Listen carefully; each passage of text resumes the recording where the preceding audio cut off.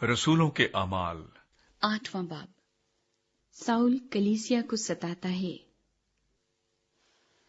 और साउल उसके कत्ल पर राजी था। उसी दिन उस कलीसिया पर जो यरूशलेम में थी बड़ा जुल्म बरपा हुआ, और रसूलों के सिवा सब लोग यहूदिया और सामरिया की इतराफ में परागंदा हो गए। और दीनदार लोग स्तिफनस को दफन करने के लिए ले गए और उस पर बड़ा मातम किया। और साउल कलीसिया को इस तरह तबाह करता रहा कि घर घर घुसकर और मर्दों और औरतों को घसीटकर कैद कराता था। सामरिया में मुनादी। बस जो परागंदा हुए थे वो कलाम की खुशखबरी देते फिरे, और फिलिपुस शहर सामरिया में जाकर लोगों में मसीह की मुनादी करने लगा। और जो मौजज़े फिलिपुस दिखाता था, लोगों ने उन्हें सुनकर और देखकर बिल इत्तफाक उसकी बातों पर जी लगाया, क्योंकि बुतेरे लोगों में से नापाक रूहें बड़ी आवाज से चिल्ला चिल्ला कर निकल गईं, और बहुत से मफलूज और लंगड़े अच्छे किए गए, और उस शहर में बड़ी खुशी हुई। इससे पहले शमाउन नाम एक शख्स उस शहर में जादूगरी करता था और सामरिया के लोगों को हैरान रखता, और ये कहता था कि मैं भी कोई बड़ा शख्स हूँ। और छोटे से बड़े तक सब उसकी तरफ मतवज्जे होते और कहते थे कि ये शख्स खुदा की वो कुदरत है जिसे बड़ी कहते हैं। वो इसलिए उसकी तरफ मतवज्जे होते थे कि उसने बड़ी मुद्दत से अपने जादू के सबब से उनको हैरान कर रखा था। लेकिन जब उन्होंने फिलिपुस का यकीन किया, जो खुदा की बादशाही और यीशु मसीह के नाम की खुशखबरी देता था, तो सब लोग खा मर्द खा औरत बपतिस्मा लेने लगे। और शमाउन ने खुद भी यकीन किया और बपतिस्मा लेकर फिलिपुस के साथ रहा किया, और निशान और बड़े बड़े मौजज़े होते देखकर हैरान हुआ। जब रसूलों ने जो यरूशलेम में थे सुना कि सामरियों ने खुदा का कलाम कबूल कर लिया, तो पतरस और यूहन्ना को उनके पास भेजा। इन्होंने जाकर उनके लिए दुआ की कि रूह कुद्स पाएं, क्योंकि वो उस वक्त तक उनमें से किसी पर नाजिल न हुआ था। उन्होंने सिर्फ खुदावंद यीशु के नाम पर बपतिस्मा लिया था। फिर इन्होंने उन पर हाथ रखे और उन्होंने रूह कुद्स पाया। जब शमाउन ने देखा कि रसूलों के हाथ रखने से रूह कुद्स दिया जाता है, तो उनके पास रुपए लाकर कहा कि मुझे भी ये इख्तियार दो कि जिस पर मैं हाथ रखूं वो रूह कुद्स पाए। पतरस ने उससे कहा, तेरे रुपए तेरे साथ गारित हों, इसलिए कि तूने खुदा की बख्शिश को रुपयों से हासिल करने का ख्याल किया।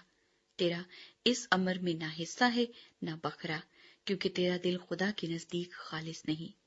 बस अपनी इस बदी से तौबा कर और खुदावन से दुआ कर कि शायद तेरे दिल के इस ख्याल की माफी हो, क्योंकि मैं देखता हूँ कि तू पित्त की सी करवाहट और नाराजगी के बंध में गिरफ्तार है। शमौन ने जवाब में कहा, तुम मेरे लिए खुदावन से दुआ करो कि जो बातें तुमने कही उनमें से कोई मुझे पेश ना आए। फिर वो गवाही देकर और खुदावन का कलाम सुनाकर यरूशलेम को वापस हुए और सामरियों के बहुत से गांवों में खुशखबरी देते गए। फिलिपुस और हबशा का एक वजीर। फिर खुदावंद के फरिश्ते ने फिलिपुस से कहा कि उठकर दक्कन की तरफ उस राह तक जा जो यरूशलेम से गजा को जाती है और जंगल में है।